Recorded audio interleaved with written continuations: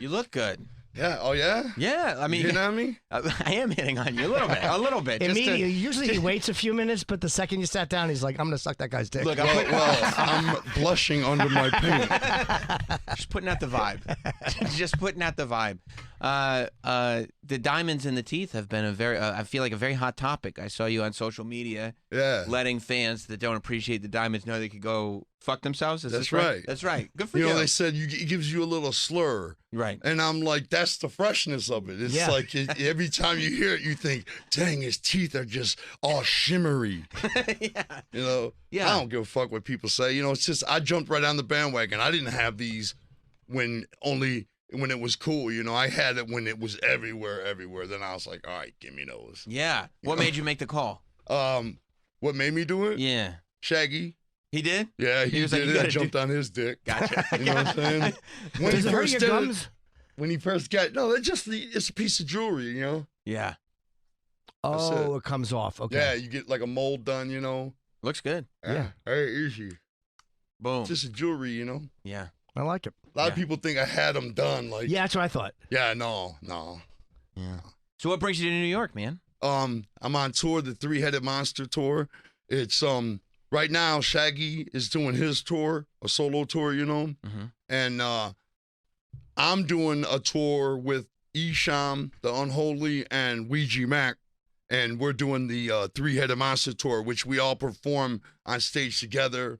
I do ICP songs, Esham does Esham songs, Ouija. These acts are like really big in the Juggalo world, you know.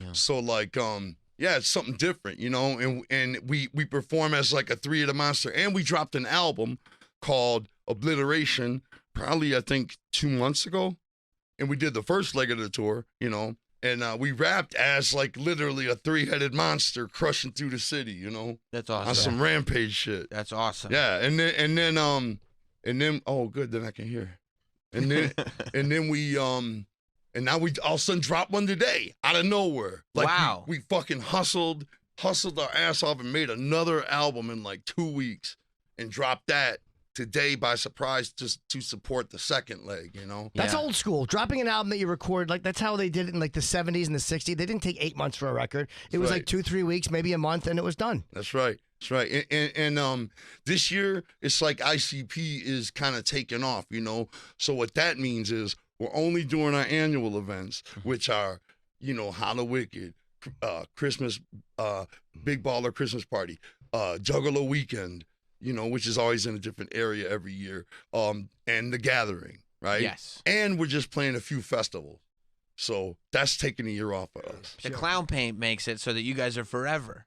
Yeah. Right? There's physically, you're like, there's no, you know exactly who that is. The minute you see both your faces, it's. Oh, yeah, that's awesome. Perfect. And it changed, things change.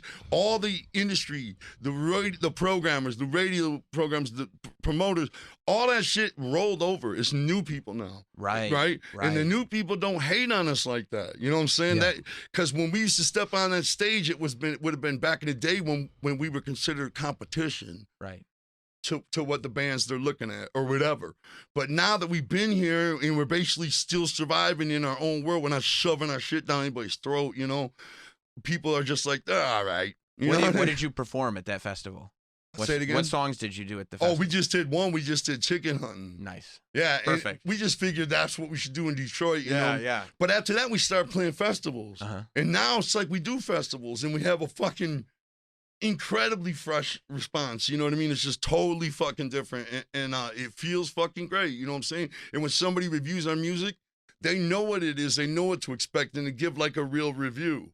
Back in the day, they're like, what the fuck is this shit? You know what I mean? This shit, cartoon, joke-ass clown rap, what the fuck is the worst album of all time? Every time. Yeah. You know what I'm saying? And it's like, you know, we were written like that in big magazines, big publications, every time for years, you know? So it's just different now. People are like, yeah, we get what they do now. Do you find that people react differently to you in the makeup, too? Like, no matter who you are, when we had Kirk Hammett in a few years ago, and then Gene Simmons came in, and he was made up. And to watch Kirk Hammett react to Gene Simmons. He's like a little kid. There is something about it. Like, it's larger than life. And it's forever. It's always exactly the same as when I was a kid. Exactly the same. And even among other performers, they see you differently than they would without makeup. Man, one kid, you know, people say things to celebrities because they think they're iron. You know, they think they don't have a heart or emotions. You know what I mean? I was doing a meet and greet, and this kid was like, "You all right, Jay?" I'm like, "Yeah, you all right, bro?" He's like, "I'm good, man, for real though. You all right?" And I'm like, "I'm good, bro. I'm good." Right? You know, he's like, "Yeah, I'm just asking though, like, you know, everything health-wise and all. You all right?" I said, "Why you keep asking me that, bro?" He said, "Man, you just look so old." You know, his girl was like, "Oh my God, I can't believe you just said that." You know what I mean? And I thought about it now. What I should have did was smacked him. No, dead serious. So that, like dead serious. Because he was young, you know what I'm saying? Because he's probably looking at 90s shit all the time or whatever, and he sees me and he's like, "What the fuck?" You know, he's young and dumb, right? If I would have smacked his ass, every time he told that story for the rest of his life, they'd have been like, "But why the fuck did you say that?" Yeah, that's right. You know what I'm saying? You don't say something like that to somebody. You know, that guy was aggressive for smacking you, yes. But why? Why would you do that? You know? Was he being aggressive or was he just being stupid? No, he was being dumb. But that's why I didn't punch him. I mean, I wouldn't have punched him. I would have smacked him. Right. But instead, I was stunned. Yeah. You know what I mean? And not that it hurt. I mean, I know I'm getting old every time I get out of the shower and see me in the mirror. You know what I'm saying? But, like, I was stunned to hear it. Like, you know, it's like they used to tell Michael Jackson, you know, when he was growing up and hitting puberty and shit. You know, they see him on TV as little young Michael. Then when they see the Jacksons, they run up to him. Where's little Michael? Where's little Michael? He'd be like, "I'm Michael right here." And they would say right to his face, "Ooh, what happened to you?" You know? Yeah. Right. Like right to his face. He's got acne or whatever. And people think they don't have feelings. You know what I'm saying? It's like you come to a town, you take a girl out all night. You know what I mean? And then at the end of the night, you know, you go to kiss her. She's like, "Oh, what are you doing?" You're like, "Oh, I got a boyfriend." "Well, why would you go out with me all night?" "I'm not going to say no to Jim Norton asking me to take him out." You know what I'm saying? Oh, yes, they will. But you get what I'm saying? Like, yeah. Like they're not a person. What you're thinking. Right. You know what I'm saying? I'm just going with the experience. I know you were romantically interested in me, but there ain't no way I'm going to pass this opportunity up. Just to hang out. Just to hang out. Yep. Oh, well, fuck you, you know? I wanted to go back to the festival thing, because there's a video that we've watched a bunch of times on the show that we've always tried to figure out what exactly is going on. It must have been a festival because Limp Bizkit was on stage. Yeah. Fred Durst is performing. Yeah, I just talked to Fred Durst about this. Yeah, and Shags decides to come out, and he tries to land a drop kick, and his form is decent, but just the spatial recognition, it's just not there. He falls, unfortunately. He doesn't exactly hit the drop kick. Distance management was not good. It wasn't great, but beyond that, the idea that Shaggy 2 Dope is drop kicking Fred Durst in the middle of his set. Security rushed in because I guess they didn't realize whatever. It's somebody drop kicking the lead singer of Limp Bizkit in the middle of a set. Why did your bandmate Shaggy 2 Dope attempt to drop kick Fred Durst in the middle of a Limp Bizkit set? I'm gonna keep it real, 100%. Please. Number one, he fell off the wagon that day. Okay, that's true. Okay, real talk, right? Okay. Yeah. He fell off the wagon that day. Number two, he did not try to hit Fred Durst. You know what I'm saying? He was simply doing what it looked like, playing it, just saying like it was a bad decision, I guess, because he wasn't actually trying to hit Fred Durst. He was trying to be like, drop kick. You know what I'm saying? Yeah. Like, he's playing. Yeah, exactly. You know what I mean? Yeah. And he's drunk and was feeling good, and he fucking ran out on stage and threw a fake drop kick, you know? And Lethal was like, fuck that. Fuck them dudes, you know? And I tried to talk to him. You know what I'm saying? Right. And he just wasn't fucking responding, you know what I'm saying? So finally, in time went by, you know, and then just recently I'm realizing the wonders of Instagram, how you can reach out to anybody. Yeah. So I fucking pull up Fred, and I was like, what's up, bro? And he was like, what's up? And I was like, dope. I was like, here, let me talk to you about what happened. You know, he's like, hey, it's rock and roll history now. You know, I'm like, yeah, that's awesome. Dope, you know? That's awesome. Yeah, he wasn't mad. He's cool as fuck. Yeah. And I also love that everybody wants to play wrestler sometimes. Sure. Yeah, that's what he was doing. It's fun. Yeah, he was just throwing a fake drop kick like, what's up? Oh. Yeah, because it looked like he pulled, like, I'm sure he could have hit him. That's why it didn't make sense. Like, he could have missed by that much. Right. No. I mean, he had a run in space and everything. He probably could have drilled him if he actually wanted to, you know? You know, during the pandemic, I was doing a show on the WWE network that I taped, but they gave me full creative control. Dope. And one of the things that I did, and it was just like a talking head show. I have a studio in my basement, so they were like, well, we need content. But one of the things that I did was I did this like 12-minute monologue segment justifying why the Insane Clown Posse should 1,000% be in the WWE Hall of Fame. Oh, wow. Like, who else has this? Like, in the world of professional wrestling, especially from people technically coming from the outside, there's a band that has been in ECW, WCW, WWE, and then started their own promotion. Right. There's nothing like that in the world. Yeah. Is that even on your radar? It's one of the coolest things we ever did. You know what I mean? Yeah. Doing all that, I mean, wrestling was always like a money costly thing. You know what I mean? It was good for a minute, but it's loving it. I'm still doing it right now. Right. I'm fucking with Billy Corgan's NWA. I saw that. Yeah. Yeah. And I'm having fun, because that's all his promotion. Right. I don't have to do nothing but be talent. And I fucking love it. It's fun. No pressure. You just show up and do what you want to do. Yeah, I'm a fan. I'm a fan. I'm a fan. I used to wrestle before we actually rapped. Joey used to be my manager. Shaggy was my manager. Mm-hmm. And he wrestled too. Once a few years later, we stopped independent wrestling when Juggalos started to show up at wrestling, knowing that we would be there without our face paint. Wow. See what I'm saying? Wow. Yeah. Because they started to make the connection. Hey, you hear that? That's them, such and such. And so we stopped independent wrestling. And almost like a year later, we bought our own ring in our warehouse and we started having private shows for our friends. Just because you loved it so much. Fuck yeah. Yeah. Kid Rock used to come down. Mike Clark used to come down. A lot of the bands in Detroit used to come down. We'd have kegs of beer and shit, the ring in the middle and chairs all around in our warehouse. It was fun, man. That's awesome. Do you realize you inspired Superhuman? Yeah, I know. Superhuman rules. I know. We use them in JCW in our promotion. What made you with JCW make the change from Juggalo Championship wrestling to now the more formal Juggalo Championship wrestling? I don't think we thought about legacy and all that. Right.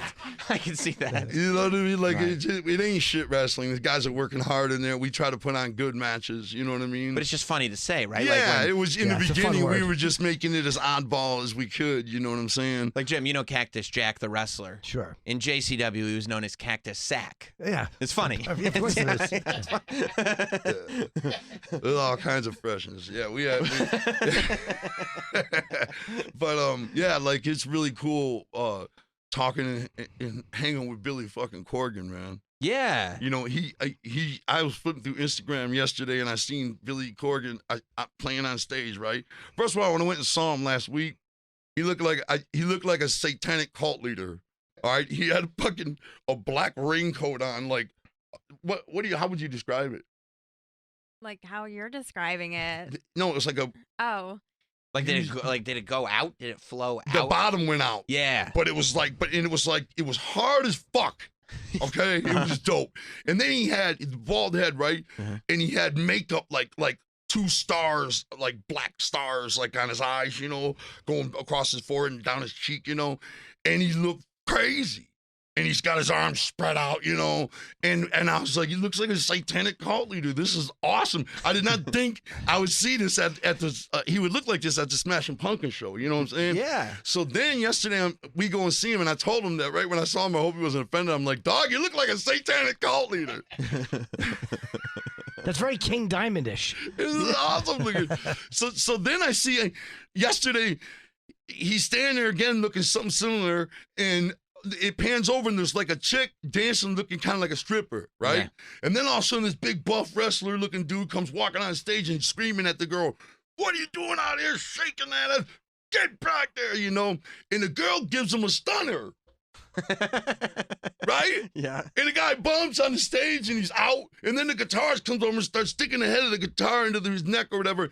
And I'm thinking, this on a Smashing Pumpkins show? Think of what the non-wrestling Smashing Pumpkins fans are thinking. Like, what is this? What in the hell are we seeing? You know what I'm saying? That woman is beating that huge man's ass. You know what I mean? Like, what, on stage with the Smashing Pumpkins. That's awesome. This is, and I sent him to that I sent him that, and I said, man, it's official. You're one of us now. Yes. Don't even deny it no more. You know what I mean? That's the kind of shit we do, you know? Yeah. I love that you're such a fan, too, like, of other performers. Like, a lot of guys don't like to acknowledge that, but right. You're very comfortable just being like, yeah, I love this guy. I'm happy he responded to me. Man, it's so fucking weird talking to Billy Corgan for me, bro. In the 90s and 2000s, we were always the underground struggling, and they were just as big as you could be. They were headlining Lollapalooza. They were fucking all over MTV Darlings, you know? Yep. That was all the type of shit we wanted into. You know what I mean? And they were like the kings of it for a long stretch. Yeah, very long So time. now that we know each other, I say that to them all the time. I'm like, how the fuck are we friends? Yeah, when You know what I'm saying? when you realize that those guys see you as a peer. Like he sees you as just you're from ICP. Like he sees you as an equal. He doesn't look at you the way you would have thought he looked at. He looked at you as an equal performer. I see that now, but I feel like, and this is no disrespect to him, it just feels like if we would have went and went to the backstage area in 1998 and been like, yo, Insane Clown Posse out here, can we come back there and say hi? It would have been like no response. Yeah. You know what I'm saying? Yeah.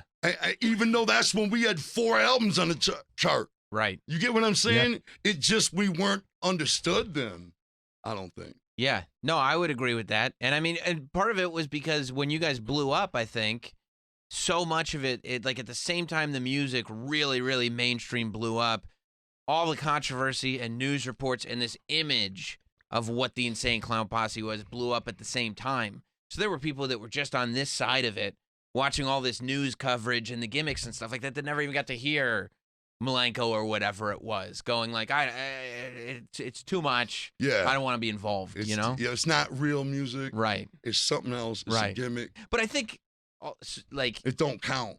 right. And the fact that you guys are still making, not only still touring and surviving and have this amazing fan base, but still making new music that is just as accepted as the old music was.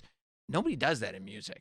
Like, at some point, it becomes undeniable, Yeah, right? man. Maybe. I think so. I know life is as surprising now as it's ever fucking been, maybe way more. Drake posting a fucking picture wearing a Ringmaster jersey. Yes.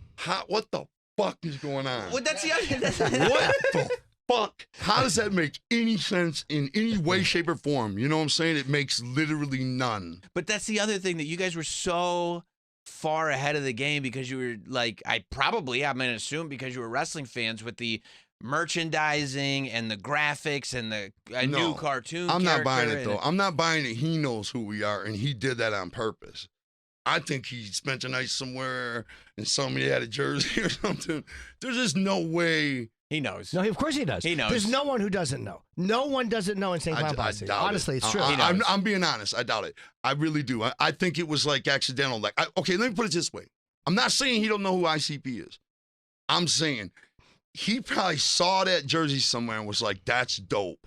He don't know what the fuck that is. He doesn't know about busting It a don't nut say in macaroni. ICP on it nowhere. It's just our second album cover, Ringmaster, right? Right. Very rare album compared to outside of the Juggalo world. Those guys don't wear anything that they don't know on Instagram. That's what somebody else said. Those That's you know? right. guys. That's right. Drake has what 15 million followers. He's not posting a He's shirt. got like 115 million. Yeah, it's insane. No, he knows exactly what it is. He wore like a Danbury Trashers jersey when that Netflix documentary came out about the Trashers. Crime and Penalties was what it was called. It's like a minor league hockey team.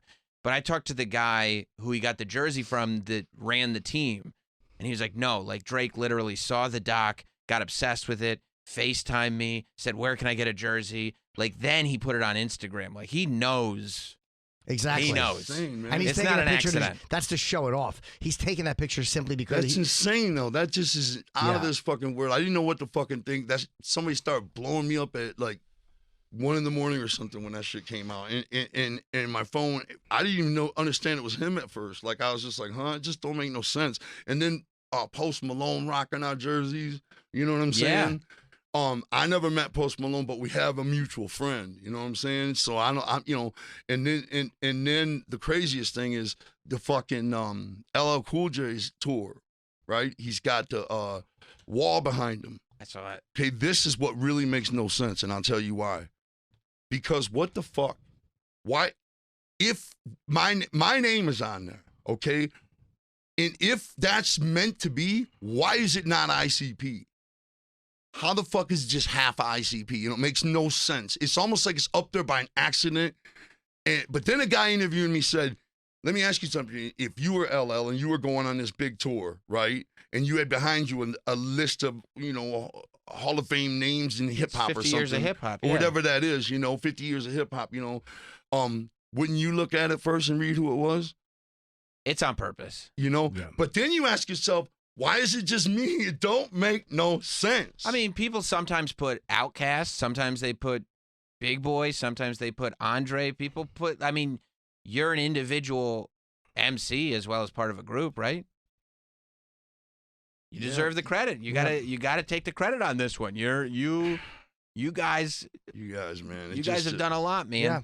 You guys have done a lot, and it's not as big of a surprise to me looking in from the outside that stuff is happening than it might be to you, because you had to deal with all the bullshit before all this good stuff came, right? Oh, I just find it weird because I never even met LL. You know what I'm saying? Yeah. Me and Joey have had zero affiliation. You know what I mean? Like, we're always been so much of an outcast, even in hip hop. Yeah. Even though outcast, but you still operate. You were still in the same universe. You were still aware of each other. You knew who you were. Everyone knows what everybody is doing in their business. All those guys know you, and a lot more of them probably liked you guys than said publicly. Everyone knows. Yeah. I posted a picture with Fago on my birthday a week ago, and every comment on my Instagram was whoop whoop. Everybody knows. You know what would be dope, man? Going to the fucking if we could go to something dope like a award show, right? Yeah. Bomb ass, you know, like the VMAs last night. Yeah. That would have been the shit. Yeah. Just pulling up at the VMAs, you know what I'm saying? Me and Joy getting out something awesome. Yeah. Some awesome outfit with our incredibly beautiful women, you know Yes. what I'm saying? And walking the red carpet and just going up in there. Big Yeah, money. I would hot feel foods. like we're going to be arrested. Yeah. I swear to God, I can feel the anxiety flowing through me thinking about that. I'd be like, it'd be 2 seconds before somebody be like, get them the fuck out of here. Sharon Osbourne or somebody be up in there. I don't know. You know, some industry person mad. I'm just so used to people being mad, you know? Hey, when you guys did Woodstock 99, I remember watching on pay-per-view, being very confused, because that was when it was like cool for like all like the rock stars would bring hot chicks and stuff on with them and everything. And you and Shags, I remember watching as a teenager, and as I'm watching you perform some of my favorite songs, there are gentlemen in really good shape with Halloween clown masks on, completely nude with their genitals out doing jumping jacks. So they're all like flopping around and everything behind you. First of all, we didn't have any chicks. You know, keeping it real.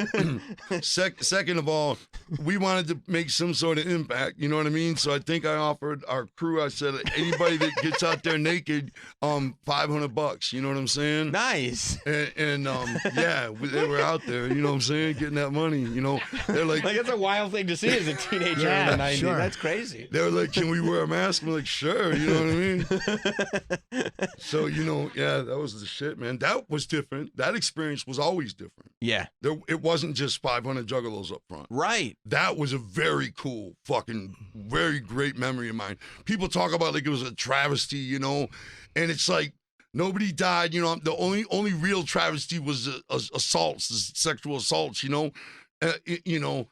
Other than that, like fires and all that, so fucking what? They were ripping everybody off. You know what I mean? It's like nobody got burned up in this shit, you know? It's like, I don't see it as a travesty besides sexual assaults, you know? I don't see it as like we had a fucking great time. We were honored to be asked to be in that motherfucker. We were like, what? It was like $100,000. You Really? know what I'm saying? Yeah, in 24 years ago, yeah. Yeah, you know what I'm saying? We were like, fuck yeah. And we don't got to change nothing. You know what I'm saying? They told us, this is what's funny. They said, you can't bring your stage set. Mm-hmm. And we were like, all right, cool. And we brought our stage set. We were like, bands have bands equipment and monitors and shit and fucking, you know, cabinets and shit. We brung our shit. Nobody said nothing. We set our shit up and did it, you know? Yeah. What was the stage set? It was just like, bucket it of probably Faygo. wasn't even noticeable on that massive stage. Right. But we're playing these clubs all the time. Right. We're playing the same size clubs now. We did our entire career. There was never a point where we went up to bigger houses and shit. We've been in the same thing. same lane our whole career. You know what I mean? Could you have gone up and you guys just resisted it, or you're like, we're not even going to try Man, it? if we could have gone up, we'd have been, shit, man. Fuck yeah, we're all about selling out. You know, for you. Good for you. If somebody said, can we use fucking chicken hunting in the Sprite commercial? I'd be like, all of it. I'll do a second version. You know what I'm saying? I don't have that type of pride like, oh, I can't use my music. I think music is a shit no matter what you do with it. It don't change the way it sounds. You know what I mean?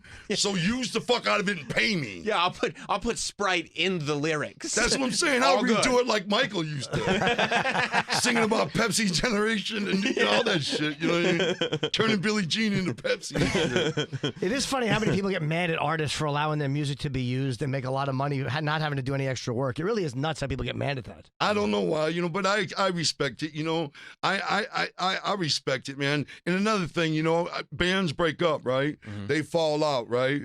And then they won't come back together. And people are like, man, all these fucking fans want to see you. Just pull it together, man. Just fucking get it together and do it for the people, right? It ain't that easy. Yeah, it's not. You know what I'm saying? And me and Joey love each other, but we've had partners that we ran with for 15, 20 years and then fell out with them as artists, and nothing will bring that back. Yep. You get what I'm saying? 100%. Nothing.